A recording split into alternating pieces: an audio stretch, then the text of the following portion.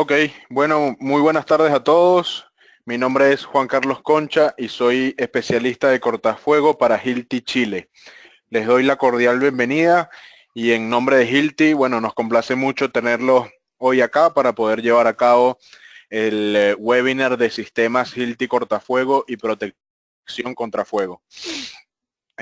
Para nosotros es sin duda una buena oportunidad para comunicarnos con todos ustedes y poder darles un poco más de información de esta línea, de este interesante mundo del cortafuego.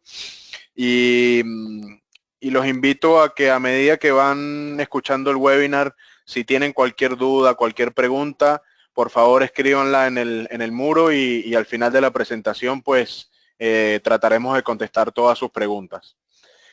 Con nosotros está Gustavo Pineda, ¿okay? quien estudió la carrera de Ingeniería Civil en el Instituto Tecnológico y de Estudios Superiores de Monterrey. Cuenta con un diplomado de Administración de la Construcción en la misma institución y sus primeros años de carrera las dedicó a la construcción y administración de proyectos comerciales y residenciales. En 2010 ingresa a Hilti Mexicana como ingeniero de campo, posición en la cual se desempeñó por cerca de 3 años.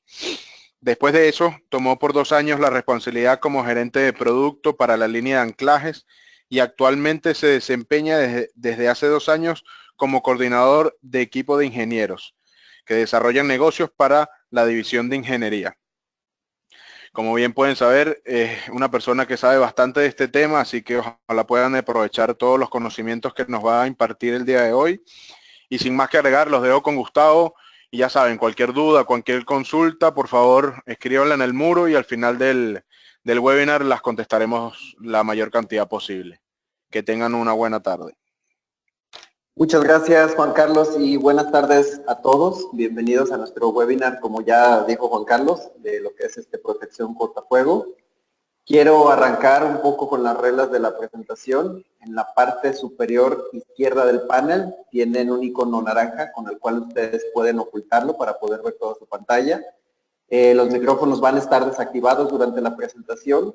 Si alguien tiene alguna duda, algún comentario o alguna pregunta que quiera hacer, lo puede escribir en nuestro panel de preguntas. Y al final de la presentación vamos a responder algunas de ellas. Las que no alcancemos a responder, se las haremos llegar a su correo más adelante. Bueno, entonces vamos a dar inicio con la introducción y el por qué es importante el uso de los sellos cortafuego. Mundialmente tenemos que por estadística se inicia cada 7 segundos un incendio y eso nos da como un total de 4 millones de incendios por año, en los cuales aproximadamente 15,000 personas pierden la vida y hay daños materiales por más de 70 billones de dólares. Entonces, una de las principales, digamos, cosas por las que queremos usar sellos cortafuegos es para impedir que esas 15,000 personas pierdan la vida, ¿no?, en los incendios que se dan estadísticamente. Ahora, ¿cuáles son las causas que directamente afectan a estas 15,000 personas que fallecen por estadística en esos incendios? Bueno, la principal es la asfixia por inhalación de humo, que es el 62%. El 26% de las personas mueren por quemadura y el 11% de las personas por alguna lesión traumática durante el incendio. ¿Cómo se inicia el fuego o un incendio? Básicamente se necesitan 3 componentes: oxígeno, una fuente de calor y un combustible, y se genera una reacción en cadena. Entonces, una vez que esto inicia, lo que va a hacer es producir transmisión de calor, llamas y gases tóxicos y humo. Ahora, dentro de la anatomía de este incendio, lo que queremos hacer nosotros es eliminar uno de estos elementos para controlarlo o extinguirlo. Y lo que nos ayudan a hacer los sistemas cortafuego es contener el incendio en un área, eliminando uno de estos elementos y ayudándonos a que la gente evacúe. Entonces, tenemos para la seguridad contra incendio lo que es prevención, detección, protección activa y protección pasiva. La prevención viene a ser todo lo que es entrenamiento a personas que están en edificios, brigadas que ayudan a la gente a salir en caso de un incendio y simulacros para que la gente sepa por dónde evacuar en caso de un incendio. Después tenemos lo que es sistemas de detección, que son detectores de humo, alarmas sonoras o alarmas luminosas, que le van a indicar a las personas que está ocurriendo un incendio y por dónde deben de evacuar. Después tenemos lo que es la protección activa, como son hidrantes, extintores o rociadores, que lo que van a hacer es atacar directamente al fuego para extinguirlo o controlarlo. Y finalmente tenemos lo que es protección pasiva, que es donde nosotros trabajamos. Entonces la protección pasiva no va a atacar directamente al fuego, lo que va a hacer es contenerlo, lo que va a hacer es que el fuego no salga de un área determinada. Y para esto tenemos puertas cortafuego, tenemos muro y tenemos sistemas cortafuego. Entonces, dentro de la protección pasiva existen principalmente tres métodos de protección. Protección de estructuras, sellado de penetraciones y sellado de juntas. Y una barrera de cortafuego es un elemento de material no combustible que ante el fuego no va a generar ni gases tóxicos ni humo. Entonces, lo que va a hacer es contener el fuego en un área y va a evitar el paso del humo y los gases a través de los huecos. Y estas barreras normalmente protegen contra el fuego por un tiempo determinado, de acuerdo con una norma UL de instalación. Entonces, ¿cuál es la importancia de detener ese humo y fuego? Como lo dijimos, 62% de las muertes son ocasionadas por inhalar los gases tóxicos. Y un dato más interesante, 44% de las personas que fallecen en un incendio no se encontraban donde este comienza. Entonces, ¿qué quiere decir? El incendio inicia en un área del edificio, la persona se encuentra en otra parte, el humo se comienza a propagar a través del edificio a una velocidad más o menos de 0.2 a 1.5 metros sobre segundo. Y para cuando esta persona tiene conocimiento de que hay un incendio y quiere evacuar, muy probablemente es demasiado tarde por estadística, y en ese momento la visibilidad que tiene esa persona es del 47%. Entonces, los sobrevivientes dicen que no se puede ver más allá de 4 metros, dificultando a las personas el poder evacuar la edificación. Entonces, de ahí la importancia de contener humo, principalmente, y gases tóxicos. Ahora, ¿cuáles son las exigencias, digamos, de seguridad? Bueno, estas se dividen por tipo de edificio, que vendría a ser residencial, edificios públicos e industria. Como sabemos, en la industria hay elementos más propensos a que puedan generar un incendio o que se pueda generar algún chispazo o una explosión. Entonces, en la industria es más importante que se detecten las áreas donde se deberían de poner los sellos, y en la parte residencial es un poquito menos las áreas que se pudiera generar un riesgo, pero también las hay. Pero en la industria la exigencia es muchísimo mayor y las aseguradoras piden que en ciertas áreas haya siempre sellos cortafuego. Ahora, vamos a ver cómo, digamos, se propagaría un incendio en una edificación. Pues digamos que el fuego inicia en un área, en la parte inferior de un edificio. Empieza a generar una reacción y genera gases y humo, y estos empiezan a propagar a través de la estructura. Entonces, estos llegan hasta una zona donde se genera una fuente de calor y se inicia el incendio. Entonces, esto es lo que queremos evitar, que la gente que está en partes superiores del edificio pueda evacuar y evitar que suceda esto, la propagación del humo y la temperatura. Entonces, para esto, nosotros tenemos que detectar cuáles son los puntos débiles de una estructura cuando nosotros vamos a hacer nuestro proyecto de sellado cortafuego. Entonces, en estos puntos tenemos que detectar primeramente cuáles son las juntas por donde se podría filtrar humo, gases, llamas y temperatura. Entonces, estas juntas pueden ser un muro con un muro, puede ser una losa con una fachada, puede ser una losa con un muro. Después, es importante también identificar todos los pasos de cables eléctricos, ya sean bandejas de cables, puños de cables.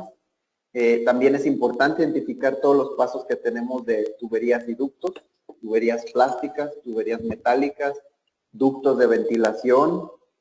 Y finalmente es importante que entendamos cuáles son las puertas y ventanas que deberían de tener una protección contra fuego.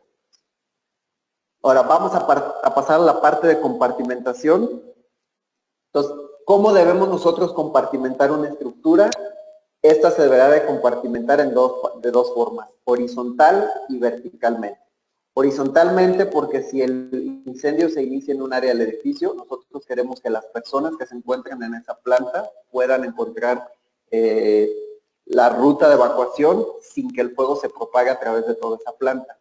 y después deberemos de compartimentar la estructura verticalmente para evitar que el incendio empiece a propagarse hacia pisos superiores del edificio y la gente también pueda evacuar. Entonces, compartimentamos de dos formas el edificio y una vez que compartimentamos debemos de detectar cuáles son los tipos de penetrantes que tenemos en cada una de las zonas que estamos compartimentando. Entonces, por ejemplo, si tenemos una charola o bandeja portacables, una vez que la identificamos, tenemos que elegir el producto adecuado para sellarla, que en este caso podría ser o una espuma intumescente o un sellador intumescente, por ejemplo, o bloque, dependiendo de las medidas, lo vamos a ver más adelante. Podríamos tener también tuberías plásticas, tuberías conduits, puños de cables que pasan de un lado a otro, alguna puerta cortafuego, alguna ventana o alguna junta entre muro y muro, o alguna junta entre muro y losa. ¿Okay?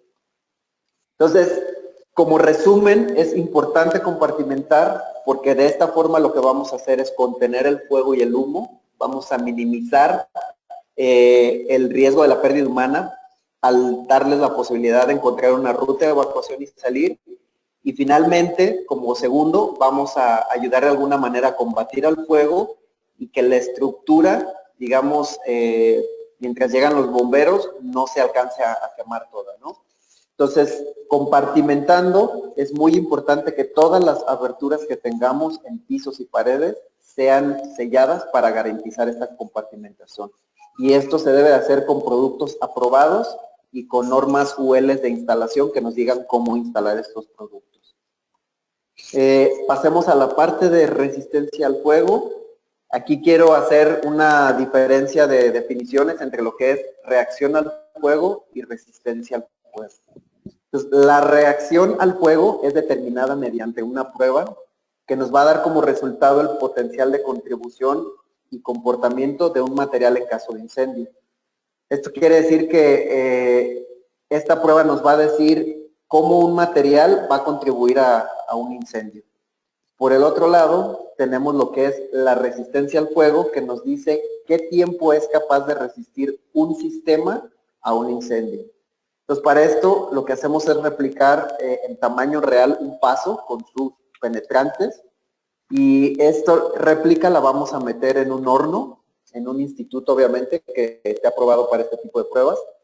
Y una vez que termina la prueba, lo que se hace es emitir un reporte que nos indica el tiempo que esta prueba o este sello soportó, y este resultado se va a emitir por medios de criterios de fallas.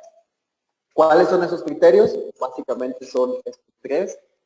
Tenemos el criterio de capacidad de carga, el criterio de integridad, que es un F-rating, y el criterio de aislamiento, que es un T-rating.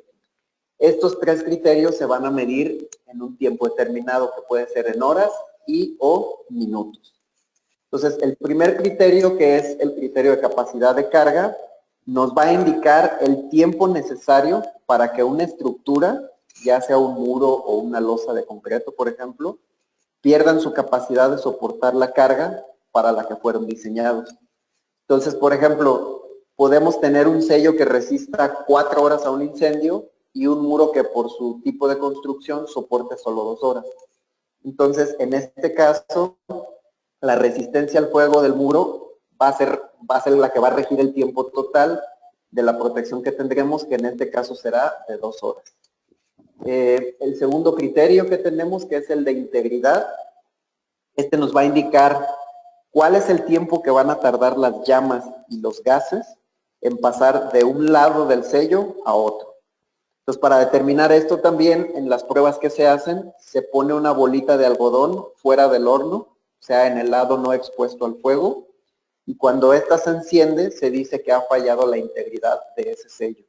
Entonces, este criterio, el paso de la temperatura no es determinante, y digamos que para decir que ha fallado el sello solo se va a medir cuando pasan llamas y gases. Se dice que se pierde la integridad. Y el tercer criterio es el de aislamiento térmico. Este criterio sí es más exigente porque mide el tiempo en que la temperatura se va a incrementar en el lado no expuesto al fuego de este sello. Entonces se considera que ha fallado el aislamiento en este tipo de sellos cuando se exceden los 180 grados de temperatura centígrados en la cara no expuesta. Entonces, ¿cómo se mide esto en las pruebas que estamos platicando? Bueno, se van a colocar termocoples en varias zonas de la cara no expuesta al calor y se va a registrar el incremento de la temperatura hasta que se alcance o se excedan los 180 grados Celsius. En este momento, cuando se excede esa temperatura, se considera que ha fallado el aislamiento de este sello. Ahora, ¿qué es lo que nos deben de garantizar los sellos cortafuego durante ese tiempo de protección del cual estamos hablando? Bueno, primero, que el edificio no se derrumbe ni se vuelva inestable para que la gente pueda evacuar y lleguen los bomberos a apagar el fuego. Segundo, preservar la integridad de todos los elementos de separación para asegurar la compartimentación que diseñamos.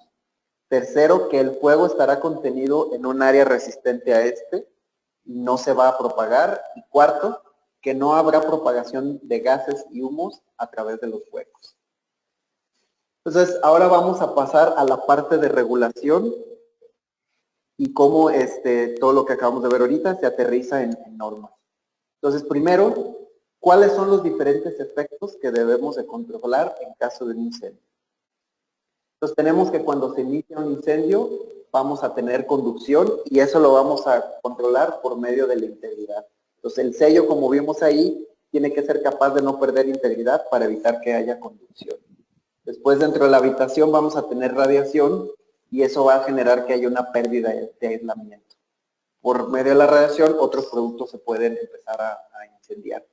Y esto lo que va a generar es que haya convección y eso va a hacer que se genere aire caliente que se va a elevar y este aire caliente lo que va a hacer es generar un sistema de alta presión. Este sistema de alta presión lo que hace es que empuje los gases fuera del área donde están y se empiecen a propagar al resto de la estructura.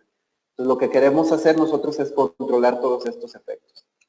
Ahora, los códigos de construcción actuales piden que las edificaciones lleven barreras cortafuego. Revisen las normativas vigentes de sus países y los reglamentos de construcción. En México, por ejemplo, el reglamento de construcción del Distrito Federal indica en el proyecto arquitectónico deberá especificar barreras cortafuego y compartimentar una edificación. Como acá la reglamentación es muy limitada y no se indica cómo y con qué hacer este tipo de compartimentación o sello, lo que hacemos es recurrir a normativas internacionales como el IBC y la NFPA. Entonces, por ejemplo, el IBC nos indica que las penetraciones deberán ser protegidas por un sistema cortafuego aprobado e instalado conforme a ASTM E814 y o UL 1479. Entonces, el ASTM 814 y la UL 1479 básicamente lo que establecen es el método de prueba que se debe de usar para determinar el desempeño de un sistema cortafuego en particular. Entonces, para cada sistema se van a establecer clasificaciones, como ya lo comentamos, y dos de ellas que son las más importantes serán el F-rating y el T-rating. Entonces, el F-rating está basado en la duración del tiempo en el cual las flamas y los gases van a pasar, no van a pasar a través de este sistema. Mientras que el T-rating es el tiempo que el sistema limitará el incremento de la temperatura a un máximo de 163 grados Celsius por encima de la temperatura inicial a través de la penetración. Entonces, para que un sistema de estos reciba cualquiera de estas clasificaciones, el sello deberá de pasar también por una prueba de chorro de manguera. Esta prueba consiste en probar la integridad mecánica del sello lanzando un chorro de manguera a 6 metros de distancia y con una presión de 4 bares. En otras palabras, lo que queremos hacer es reproducir qué pasaría cuando llegan los bomberos a apagar el incendio y los sellos deberán de ser capaces de resistir el embate del agua, en este caso. Ahora, una pregunta, ¿cuál es la clasificación de un producto cortafuego? ¿Cuánto debe de ser en tiempo capaz de resistir o cuál sería ese tiempo? La respuesta es 0. Los materiales no pueden tener una clasificación de tiempo, solo un sistema puede tener la clasificación de tiempo contra el fuego. El producto no, y digamos que esto es porque el sello depende de varios parámetros para que funcione adecuadamente y nos dé ese tiempo. ¿Cuáles son esos parámetros? Bueno, primer parámetro sería tiempo de resistencia. ¿Cuánto tiempo queremos nosotros que resiste ese sello? Y aquí es donde viene cómo va a incidir cada parámetro sobre ese tiempo. El primero sería el tipo de material base que tengamos. Podemos tener concreto, podemos tener un tablayeso, podríamos tener alguna madera tratada que resista fuego, etcétera, etcétera. Tamaño del hueco y distancias. El tamaño del hueco juega un rol fundamental. Los penetrantes, qué tipo de penetrante está pasando a través del hueco. Puede ser una tubería plástica, una tubería metálica, una bandeja portacables. El espacio anular sería otro parámetro. El espacio anular es el espacio que queda entre una tubería y el hueco, por ejemplo. Otro parámetro es el tipo de producto cortafuego que nosotros estamos especificando para que se use para sellar ese hueco, y no siempre se van a desempeñar todos igual. Y bueno, si nosotros para un caso en particular variamos cualquiera de estos parámetros, el desempeño final que vamos a tener ante el fuego va a cambiar y va a ser distinto. Entonces, cuando un parámetro varía, nosotros tenemos que buscar otra norma UL de instalación que avale el sello que queremos, digamos, sellar. Adicional a esto, nosotros contamos también con pruebas adicionales que nos pueden decir, por ejemplo, cómo se va a comportar el sello acústicamente, o si estamos en una zona sísmica y queremos que el sello se desempeñe adecuadamente, también contamos con información que nos puede decir esto. Si el sello va a estar en presencia de agua y que se genere moho, también tenemos pruebas adicionales que nos dicen cómo se va a desempeñar el producto en este sello. Tenemos también capacidad de movimiento, capacidad de carga, resistencia a una explosión si fuera industria, prueba de envejecimiento, cuánto va a tardar ese producto o a través de los años cómo se va a comportar, y pruebas cíclicas, ¿no? Si hubiera movimiento de alguna estructura. Entonces contamos adicionalmente con toda esta información. Ahora, vamos a seguir hablando de productos y vamos a ir a la parte de la UL de instalación. Entonces, primero quiero hablar de las 3 características principales bajo las cuales funcionan los productos para sellos cortafuegos. Entonces, la primera es intumescente. ¿Qué es un producto intumescente? Un producto intumescente es básicamente un material que se va a expandir cuando se encuentra expuesto a calor o a fuego. Entonces, cuando la temperatura se eleva arriba de 180 grados, este material lo que va a hacer es aumentar en tamaño, va a hacer un gran aumento. Y digamos que si tenemos una tubería, por ejemplo, de PVC y esta colapsa ante el incendio o ante el calor, lo que va a hacer este producto es, al crecer y aumentar de tamaño, sellar este hueco para impedir que pasen a través de él gases, humo, temperatura y llamas. Ablatividad sería la segunda característica. En este caso es un producto que es un recubrimiento que se le da a cables y a bandejas de cables. Y la idea de este producto o esta característica es que cuando viene el incendio a través de una bandeja y a través de los cables y llega al punto donde nosotros tenemos este recubrimiento de ablatividad, lo que va a hacer es generar un efecto enfriante que va a hacer que se retarde el paso del fuego a través de este punto en los cables. Entonces lo va a retardar y va a permitir que, digamos, alcancen a llegar bomberos antes de que el fuego siga a través de esa charola. Y el tercero es el aislamiento. El aislamiento es básicamente el producto que va a impedir la transferencia de calor de un lado a otro del sello. Entonces, este tipo de material lo que va a hacer, de un lado vamos a tener el incendio y del otro lado del sello, donde no hay incendio, la temperatura no se va a ver reflejada. Esta sería la tercera característica. Ahora, ¿qué es una norma UL? Una norma UL, digamos, va a ser una serie de pasos que lo que nos van a asegurar es el correcto funcionamiento de algo. Entonces, primero, por ejemplo, tenemos productos aprobados por UL, pero no porque estén aprobados por UL quiere decir que van a funcionar por sí solos correctamente. Entonces, para eso tenemos lo que son las ULs de instalación. Esta UL nos va a decir qué tipo de producto y cómo lo debemos de instalar para que ese paso nos dé el tiempo que nosotros requerimos y para que el sello se desempeñe adecuadamente. Entonces, como platicábamos anteriormente, si yo varío algo del sello, voy a tener que buscar una UL de instalación distinta. Y esta está basada en la UL 1479, que son las pruebas de cómo yo debo hacer una, digamos, una reproducción real del sello que voy a tener para ver su comportamiento. Ahora, ¿qué información necesito yo para encontrar una UL de instalación? Bueno, primero necesito conocer el tipo de elementos pasantes que yo tengo a través del hueco. Y en este caso puede ser una tubería plástica, una tubería metálica, puede ser una charola de cables, etcétera, etcétera. Una vez que yo conozco el tipo de elemento pasante que tengo que saber también qué tamaño tienen estos elementos. Por ejemplo, si es una tubería, ¿cuál es su diámetro? 8 pulgadas, 6 pulgadas. Si es una charola, ¿qué ancho y alto tiene esa charola? Posteriormente necesito saber el porcentaje de ocupación que va a tener ese elemento pasante. Por ejemplo, si son cables, normalmente hay normas que nos piden que no se exceda el 40% de porcentaje de ocupación de cables para que alcance a caber el producto cortafuego. Después, espacios anulares. El espacio anular es el espacio que hay, por ejemplo, entre una tubería y el hueco. Entonces tendríamos que saber siempre cuál es ese espacio que vamos a tener. Después necesitamos saber si el sello que vamos a hacer es a través de un muro o a través de una losa. A través de un muro, normalmente el sello se va a colocar por ambas caras y a través de la losa solo se va a colocar por la parte superior.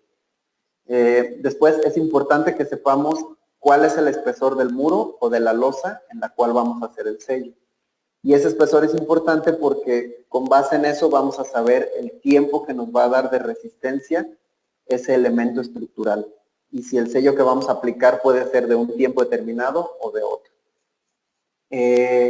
Después es importante conocer el tipo de material sobre el cual vamos a instalar el sello.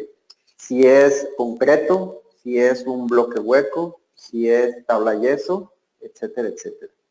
Después es importante conocer también si este sello que vamos a hacer es en un paso interior hacia otro interior o si es con una cara hacia el exterior.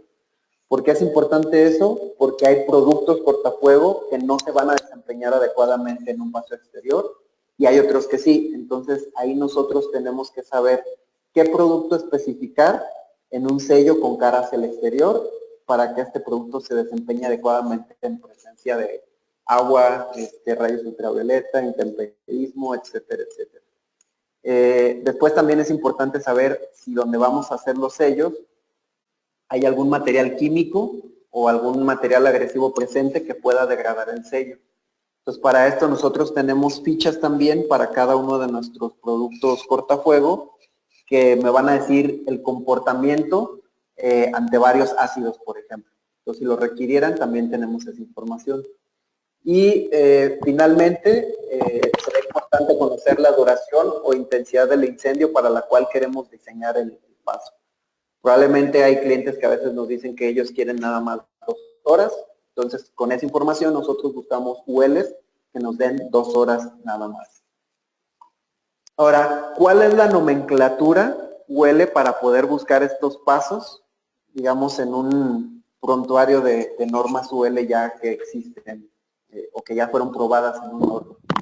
Entonces, esta nomenclatura está dividida en 2 partes. Primero va a tener 3 letras y después va a tener 4 números.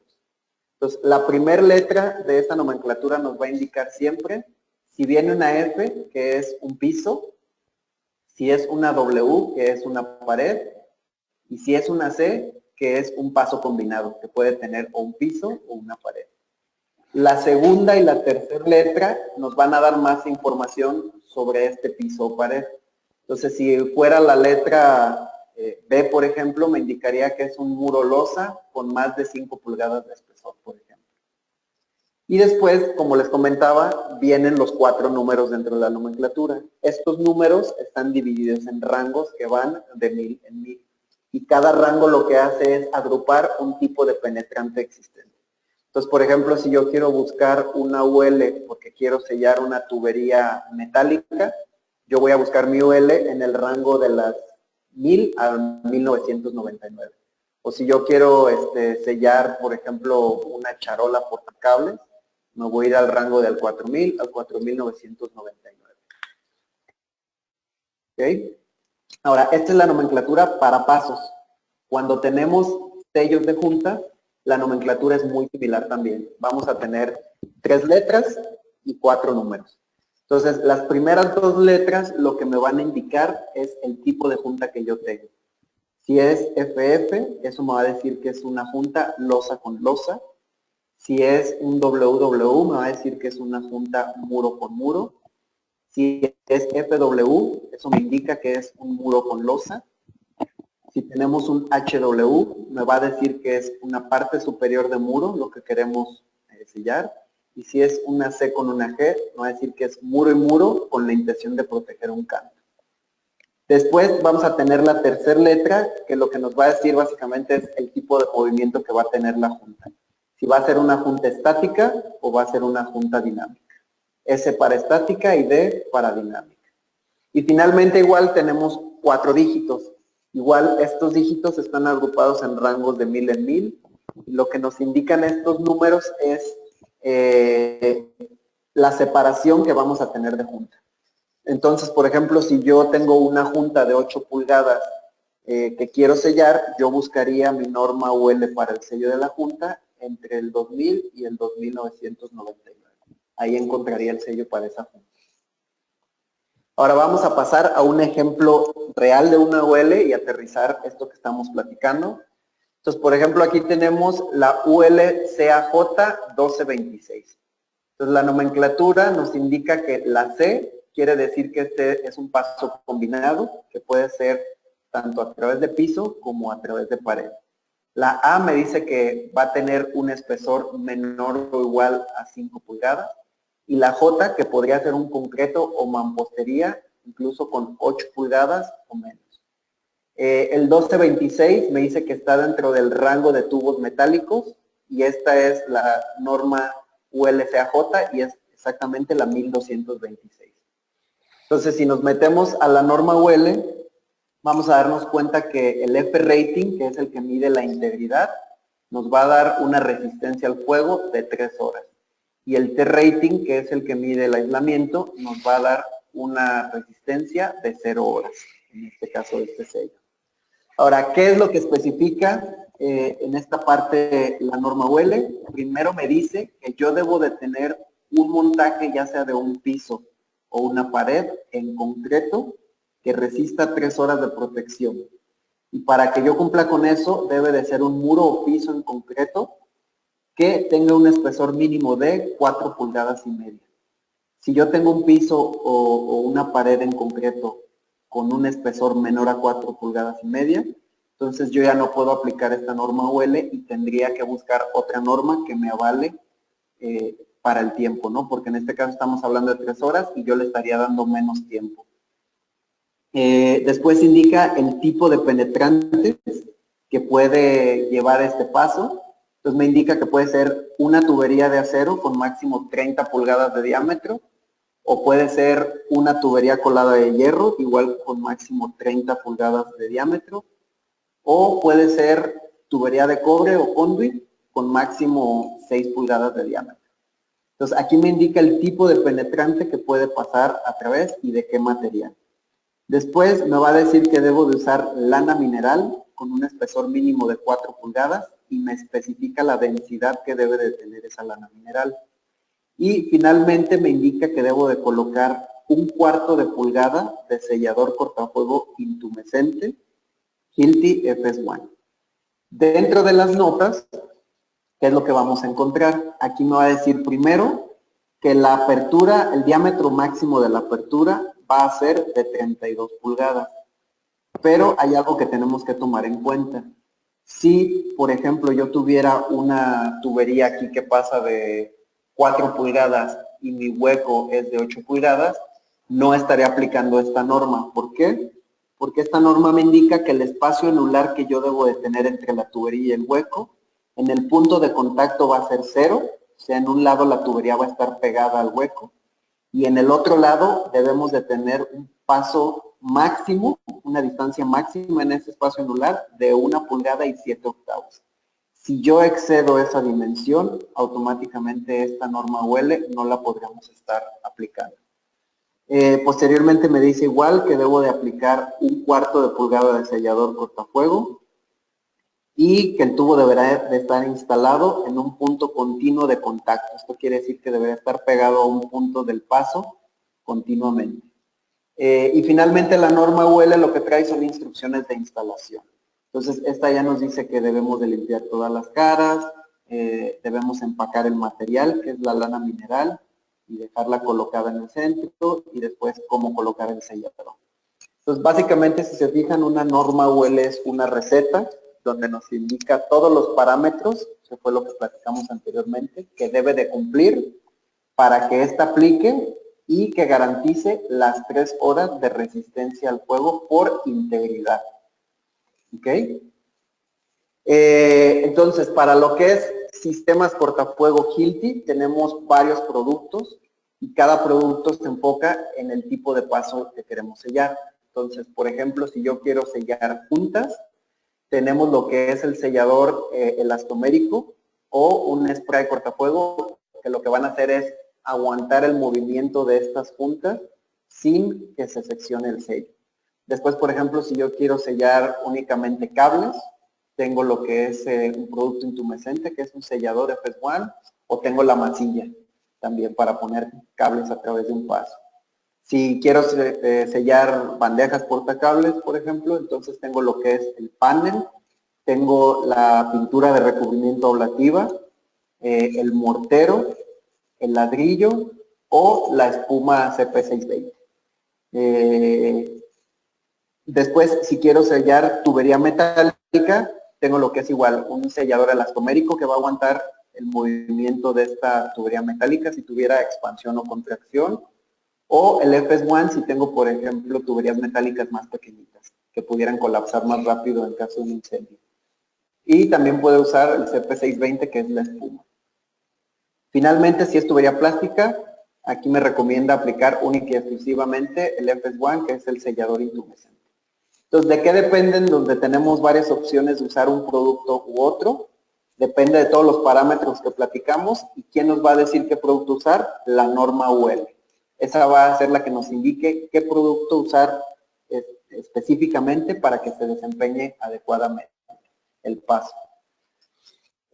Como resumen entonces de lo que platicamos, para los elementos claves en la protección contra incendio, lo primero que tenemos que hacer es tener un proyecto adecuado en el cual nosotros decidamos bien cuáles son las zonas a compartimentar y todos los pasos que tenemos que sellar, y que lo hagamos por medio de productos que estén aprobados, que no nos vayan a generar un problema una vez que los instalemos, y que esos productos sean instalados bajo una norma UL que nos indique el cómo y los pasos a seguir.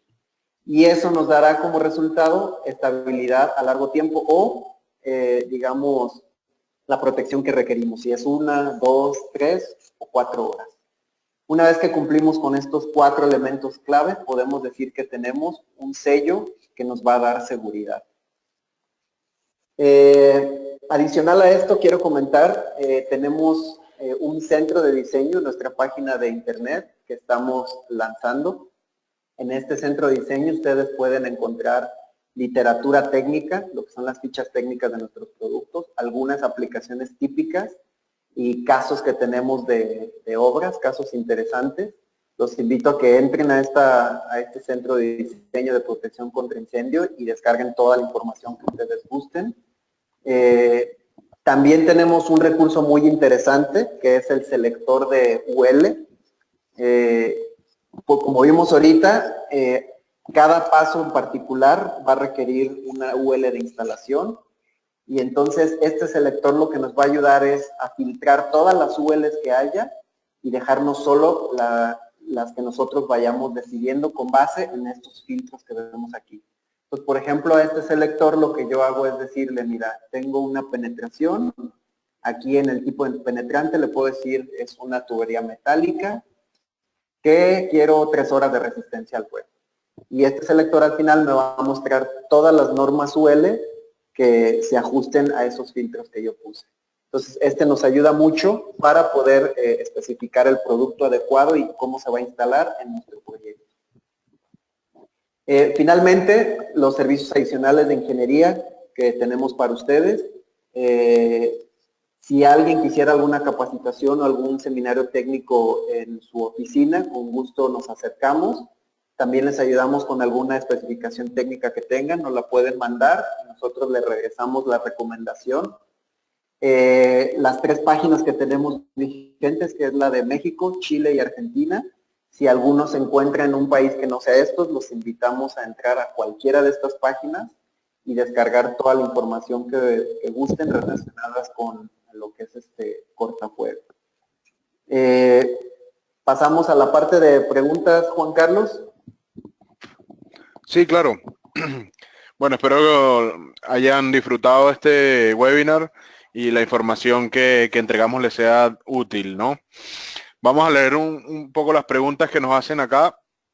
Y la primera pregunta viene de Walter y dice, de acuerdo a sus conocimientos respecto a la pintura CP679A, ¿cuánto tiempo ayuda a retardar el fuego por metro de aplicación? Juan Carlos, tú tienes el dato, ¿verdad? De ese, porque no lo... Son 3 horas, si no me equivoco, ¿no? Sí. Sí, Correcto. en el caso de la pintura es correcto. Cuando tenemos una bandeja portacables que se coloca horizontalmente, exacto, tenemos que colocar 1 metro de este recubrimiento y después dejar aproximadamente 12 metros en recubrimiento y luego otra vez otro metro. Entonces, efectivamente, ese metro que vamos a recubrir nos va a dar un tiempo de protección de 3 horas. Exactamente. Vamos con la siguiente pregunta que viene de Julio. Dice, ¿qué criterio de compartimentación debe tenerse cuando en un cuarto eléctrico encontramos varios pasantes eléctricos que deben y pueden ser sellados, pero a la vez encontramos, por ejemplo, puertas ventiladas que serán eventualmente puntos vulnerables por donde podría propagarse un incendio? Ok, exacto. En este caso, todos los pasantes y todos los penetrantes que tengas deberán de ser sellados. Y esa puerta, digamos, de ventilación tendría que ser una puerta también cortafuego. Para en dado caso, en caso de que haya un fallo, se cierra la puerta y se impida que salgan llamas, gases y temperatura, ¿no? Pero deberías de contar con una puerta que aunque la tengas para ventilar, pero que sea, digamos, una puerta cortafuego. ¿Ok? Claro. Otra pregunta de Walter que me imagino va referida a la CP679. Dice, ¿este producto podría resultar tóxico para los roedores? No que yo sepa, tenemos algunas fichas que con gusto te podemos compartir, pero no necesariamente. No, de hecho, cuando cura queda como una membrana que no es muy fácil que ellos vayan a romper. Exacto.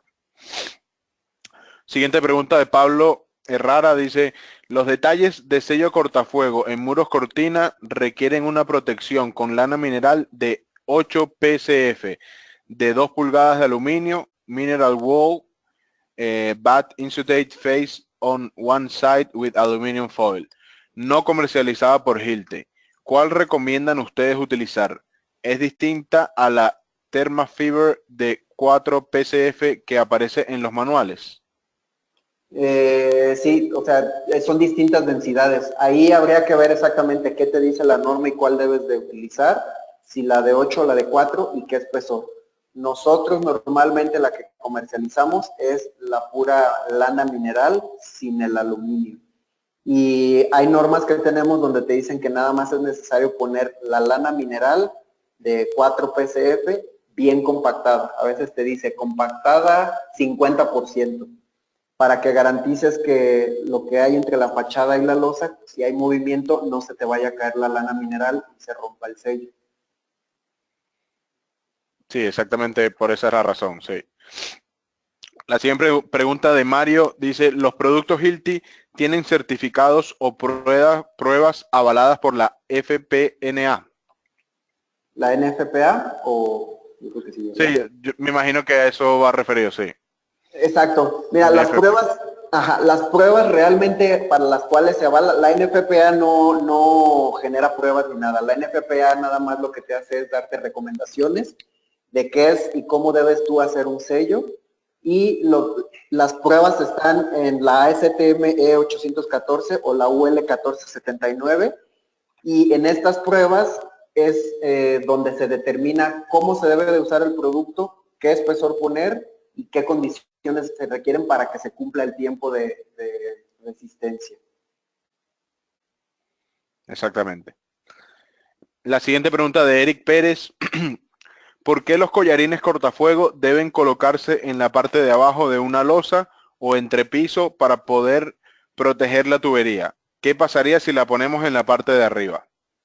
Ok, como el fuego siempre va de abajo hacia arriba, en una tubería la tienes que poner por la parte de abajo de la losa porque la tubería se va a quemar por la parte de abajo primero. Si tú lo pones por arriba, la tubería abajo se va a quemar y se va a seguir pasando el fuego y los gases mientras el sello logre interpretar que hay un incremento en temperatura y en llamas y reaccionar. Entonces, en lo que el sello entre en acción, pues se jugarían gases y llamas. Entonces, por eso lo tienes que poner por la parte inferior de la losa, para cuando inicia el incendio en esa zona, la tubería colapse y el sello reaccione instantáneamente. Exactamente, el fuego siempre va en forma ascendente, por lo tanto hay que tratar de pararlo lo más rápido posible y en ese caso el collarín debe ir por la parte de abajo de la losa, correcto. La siguiente pregunta de Julio dice, ¿cuál es el tiempo de vida de un material cortafuego instalado a la intemperie? Mira, si es un producto como por ejemplo el mortero, no hay ningún problema. O sea, de las pruebas que tenemos, te puedo decir que son hasta 50 años. Eh, Productos que soportan intemperie sería el mortero y el SIL-GG, que es un sellador elastomérico, básicamente.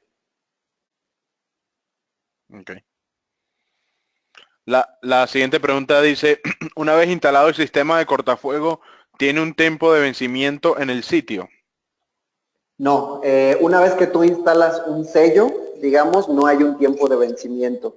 Lo que sí tiene un tiempo como de caducidad o vencimiento son los productos que se tienen que mezclar y mientras estén en su envase y no sean utilizados o dispensados, sí es importante que sean colocados antes de que llegue esa fecha de caducidad.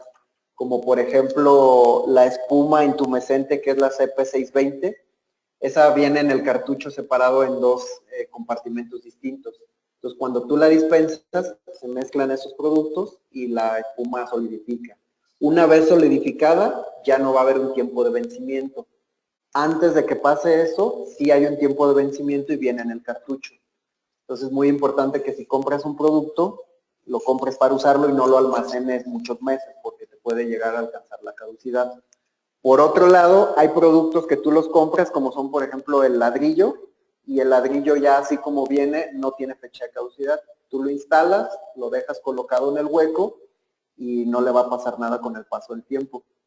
Y la ventaja del ladrillo, por ejemplo, es que si tú necesitas a futuro meter algún otro cableado o tubería o lo que sea, el ladrillo tú lo retiras, pones tus cables, muebles y vuelves a poner ese mismo ladrillo. Entonces es recuperable, digamos. Ok. Eddie nos pregunta sobre la 679, ¿dónde podríamos encontrar la información que nos avale que la pintura CP679 retarda las 3 horas indicadas? En nuestra página de internet, en Hilti Online, ya sea en la de México, en la de Argentina o en la de Chile, entra en la parte de productos, ahí vienen todas nuestras líneas de producto, después escoge lo que son sistemas cortafuego, y ahí vienen todos nuestros sistemas cortafuego y entra ahí a recubrimientos ablativos. Entonces ahí, cuando entres al producto, hay una sección que te dice documentos, y en esa parte de documentos viene la ficha técnica, viene una hoja de seguridad y viene varias información. ahí te va a decir el tiempo de retardo que te da, que son 3 horas. Ok. Tenemos un par de preguntas. Cuando tengo boquetes grandes y hay pases de tubería PVC, ¿puedo colocar el collarín en la tabla cortafuego? Mira, si el boquete es muy grande, digamos el hueco, y la tubería de PVC es mucho más pequeña que el boquete, no. O sea, la norma UL te va a indicar cuál va a ser el tamaño de ese hueco con respecto a la medida que tú tengas de tubería. Entonces siempre es bien importante que nos apeguemos a lo que dice la norma UL, porque ¿qué pasa? Si el hueco es más grande, el material que trae el collarín cuando haya un incendio no va a alcanzar a cubrir el espacio que deja la tubería colapsada. Entonces es muy importante que leamos la norma UL y que esos huecos se apeguen a las medidas que nos indica la norma. Exacto, la norma es la que nos va a indicar cómo hacerlo y cuándo hacerlo. Vamos a leer una última pregunta que es respecto a las UL. Al seleccionar y descargar UL de su sitio web, ¿hay algún costo asociado? No, no hay ningún costo. El uso del selector de ULs es gratuito. Está hecho para ustedes que lo puedan utilizar y descargar toda la información que requieran y que puedan especificar todos sus proyectos y sus sellos cortafuego adecuadamente. Entonces, úsenlo porque la verdad nos ahorra muchísimo tiempo y nos da productividad. Exactamente. Bueno, no tenemos más preguntas por el momento y no sé si quieres agregar algo más, Gustavo, antes de cerrar este webinar. Sí, agradecerles a todos por su atención el día de hoy y seguirlos invitando a que entren a nuestra página a descargar la información y se pongan en contacto con nosotros también para cualquier duda que tengan. Si hay una información que no la encuentran en nuestra página, no duden en contactarnos y nosotros con mucho gusto los apoyamos. Claro, hay una encuesta ahora al final del webinar, ¿cierto, Gustavo? Correcto, ahorita que cierren su ventana va a salir una encuesta y les pedimos de favor que nos apoyen llenándola para que nos ayude a mejorar a nosotros. Exactamente.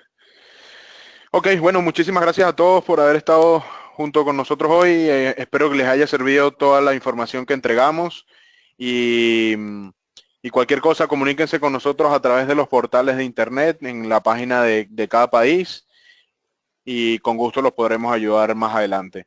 Fue un gusto para nosotros estar acá y nuevamente espero que lo hayan aprovechado. Un gusto y que tengan muy buena tarde. Buenas tardes, saludos.